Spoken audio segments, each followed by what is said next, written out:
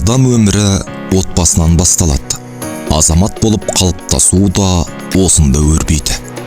Мерейлі отбасы ұлттық байқауына қатысып отырған Жалғас Есімсейтовтың отбасы елге еңбегімен сыйлы, ұрпаққа өнегесімен танылған берекелі шаңырақтың жарқын үлгісі. Мен Есімсейтов Жалғас 1939 жылы 5 декабрьде Аралтөбе колхозында туып өскенмін. Сол Аралтөбе колхозында 9 жасынан бастап еңбек жұмысына араластым. 1964 жылы армия қатарында өзімнің міндетімді атқарып келгеннен кейін көп жыл механизатор болып істедім, одан кейін бригадир болып та істедім. Сол қай жұмысты атқарсам да ешқандай жаман жұмыс атқарған жоқ. Одан кейін 1995 жылы мал шаруашылығымен айналысып, қой бағумен айналысқанмын. Өзімнің сол өмірде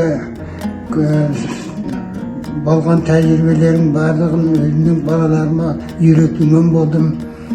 Одан кейін сол пенсияға шыққаннан кейін осы жұмыстың бәрін өзімнің балам Есімсейтов Дастанға бергенмін.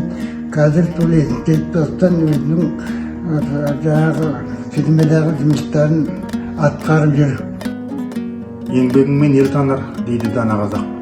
Әке-шешеміздің берген тәрбиесінің арқасында осы шаруа қожалықты басқарып келемін. Қазіргі таңда Қуаныш шаруа қожалығы мен Алдияр шаруа қожалығын басқарып отырмын. Ағайын тату болса ат көп демекші, бауырларымның, балаларымның қолдауымен осы шаруаны дөңгелетіп келеміз.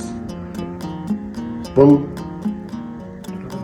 бірлік пен адалдықтың жемісі.